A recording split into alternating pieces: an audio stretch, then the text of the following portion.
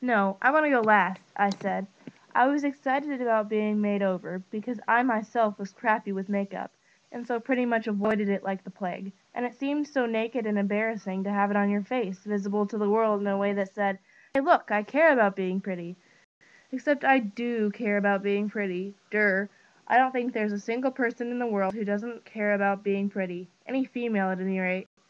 Well, backtrack, backtrack, backtrack. I used to not care what I looked like. On a scale of 1 to 10, my appearance scored about a 2 in terms of importance. One more weirdness of getting older, appearance now ranks way higher, like even an 8 or 9. But I didn't want to be the first to get made over, because I'd been struck with a case of the jitters, the naked thing again. "Do me," Cinnamon said. She hiked herself onto the stool. "I want smoldering, baby," she growled. "I'm a tiger." "You got it," Amy said. I smoothed moisturizer over Cinnamon's skin to provide a good base, and explained what Cinnamon didn't need foundation. "None of you girls do," she said. "Enjoy it while you can."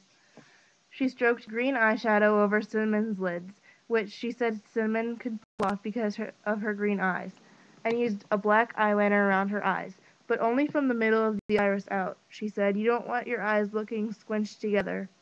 Cinnamon blinked at Amy's touch, although she was clearly trying to hold still. The eyeliner made Cinnamon's eyes pop, to use Amy's expression. She finished the look with jet black mascara and something called a color brick on Cinnamon's cheeks. It was a cool shimmery blush that was a mix of 3 different pinks. "Ta-da!" she said, twirling the stool so that Cinnamon faced us like a painting. Dina drew in her breath. "You are so gorgeous," she said. "Yeah?" Cinnamon said. "You look terrific," I said. She did, in a striking, daring, club girl way that was perfect for her. She was a look I could It was a look I could never pull off. It just wasn't me. "You look so old." Cinnamon hopped off the stool and picked up a handheld mirror. "Aw, man, I love it," she told Amy. "And I already know I want that color brick thing for sure. Or maybe the eyeshadow." "Would you wear the eyeshadow to school?" I asked. "Yes," Cinnamon said, like, of course, why wouldn't I? "Your turn," Amy said to Dina. She patted the stool. "Hop on up here, sweetie." That made Cinnamon and me laugh. Sweetie. Dina blushed. Out of all of us, she had the absolute least experience with makeup, because of having no mom or stepmom or older sisters, and because, even though when she was 12, she didn't always act it. When it came to makeup and voice and stuff like that, she acted more 11ish, or maybe even 10. Like how she was wiggling backward on the stool, adjusting her bottom by lifting up one cheek and then the other. When it was my turn, I'd do a quick, confident hop, like Cinnamon had. I wouldn't adjust my bottom. "Let's see," Amy said, tilting her head to study Dina's features. Dina held her smile in a way that showed she knew she was being scrutinized. Round face, white skin, blue eyes, that was Dina. My little kitty cat girl. So not a tigress. Which was as it should be. In a threesome of friends, there isn't room for more than one tigress. Amy got to work with something called Moon Glow, which she said would add radiance to Dina's skin. "It has reflective particles that catch the light and bounce it back," she explained. "Angelina Jolie uses it." Dina giggled. She jutted her chin forward to meet Amy's touch. Amy stroked on a smoky eyeshadow and lightly lined Dina's blue eyes with gray eyeliner. I noted how she did it, with lots of small dashes rather than one continuous line. She used a tiny brush to paint Dina's lips with a deep cherry stain. "There," she said. "What do you think?" Dina looked in the mirror. Cinnamon and I leaned over her shoulders. "Whoa," Cinnamon said when she got her words back. As for me, I remained speechless. Dina looked beautiful. How had Amy done that? Was it the cherry red lips? Or maybe it was the moon glow. Dina's skin was luminescent. "Oh my gosh," Dina said. She put down the mirror and grabbed a Kleenex, rubbing at her lips. "What are you doing? Leave it," Cinnamon said. "It's too red. I look like a streetwalker." Amy laughed. "Sweetie, you do not look like a streetwalker." She kept scrubbing. "I do." "Dina, stop," Cinnamon said. She grabbed Dina's hand. "You're not used to it, that's all." I wasn't used to it either. I was confused by what I was feeling, which I recognized by its prickly claws in my stomach. "Honest, you look fabulous," I said, trying to push the jealousy away. Jealousy was stupid and wrong, especially when it came to Dina. I should be happy she looked so great.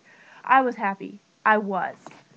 Anyway, it's just for fun, I said. Nobody says you have to make yourself up every day. You've got to get that lip stain, Cinnamon said. It has to be your one thing. Well, don't force her, I laughed. Dina, it's totally up to you. She got off the stool, easing herself down with her feet touched the floor. It was downright weird seeing this beautiful Dina. I couldn't get over it. Amy patted the stool to say it was my turn, while Dina gravitated to one of the mirrors on the counter. I tore my eyes away. I hopped up on the stool and straightened my spine. Then I felt stupid and let myself slump. Then I felt slumpy and straightened up again. Ack! Why was I so awkward in my body? Hold still, Amy said. She did her thing with the moisturizer, her fingers light and bird-like, and I focused on that soaking into the moment. This is your birthday treat, and you're supposed to enjoy it, I reminded myself. It was part of my normal existence to give myself instructions like this. Maybe other people acted and lived in total naturalness. I often wondered if they did. But me? I needed an operating manual. For you, we'll go with dark brown eyeliner, Amy said. You have such pretty eyes. We want to emphasize that. That made me feel better. Pretty eyes. I have pretty eyes. Were Dina and Cinnamon catching this? No, Dina was still peering at her reflection, and Cinnamon was uncapping lipsticks and testing them on her forearm. I felt a stab of irritation. I'd watch them get made over. Shouldn't they be watching me? Cinnamon felt my gaze and glanced up. Looking good, she encouraged. Amy applied a pink glitter dust called Rock Star to my eyelids, and she used a miniature comb to smooth my eyebrows. You'll probably want to pluck eventually, she said, but let's not worry about that now. What was she supposed to mean? I'm a hairy, all over eyebrowed beast? Or, oh God, maybe I had a monobrow. Do I have a monobrow? I asked. Not at all, Amy said. Everyone can benefit from a little shaping, that's all. Oh, I said, but what I thought was, then why didn't you mention it to Cinnamon and Dina? Couldn't they benefit from a little shaping too? I really, really hated how I was feeling. It was as if it came out of nowhere. Should we use the moon glow? I asked. Not with your skin tone, Amy said. I wanted to argue, but didn't. She reached into a drawer and pulled out a steel something or other that looked like it came from the Middle Ages. It was curved at the end, with black, cushiony pad between the two parts that opened and shut. Amy put her hand on my chin, under my chin, and said, "Okay, look down for me." I did. She clamped my eyelashes and squeezed. Ah! I thought. An eyelash curler. It didn't hurt. She did the other eye, then stroked brown mascara on with both a fat brush. She finished up with a pale pink lip gloss. There, she said. Dina and Cinnamon stopped doing their own stuff and gathered around. Oh, Winnie, Dina said. Sheesh, girl, Cinnamon said. You're a babe. I looked at myself in the mirror. My eyelashes, which I'd never spent much time thinking about, curled in a dark fringe around my eyes. The pink glitter dust didn't look awful, as I'd feared. It made my eyes sparkly, and the gloss, again pink, made my lips shiny and soft. I'd never thought of myself as a pink kind of girl, but maybe I was. You like? Amy asked. I nodded. I did like, very much. Cinnamon and Dina put their faces down by mine so that all of us were visible in the mirror. We were ourselves, only fancier. The heaviness in my chest lifted and floated away, but the teeniest tendril. Three beauties, Amy pronounced. Aren't we, though? Cinnamon said. We are foxy. Dina and I giggled. I was filled with love for both of them, and I felt guilty for not always being only filled with love. When it came time to pick out which product we each wanted to buy, I told Dina she should really get the lip stain. It makes you look 15 at least, I said. Oh, she said, then do I want to look 15? I hesitated. Didn't she? Didn't we all? Of course, Cinnamon said. She turned to me and tuttered. Kids, what can you do? Oh, please, Dina said, like you're so much older. Eons and eons, sweetie, Cinnamon threw back. I smiled, but wondered who was right, Cinnamon for wanting to move forward, or Dina for wanting to stay put. And where did I fit in?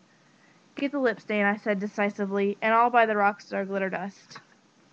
But, Dina argued, no arguing. And Cinnamon, you should get the color brick, because you can get green eyeshadow anywhere. Not this exact shade, she protested. Fine, get the eyeshadow. I said, okay, she said happily. Dina said Bobbi Brown products were the best birthday favors ever, and I teased her for calling them favors.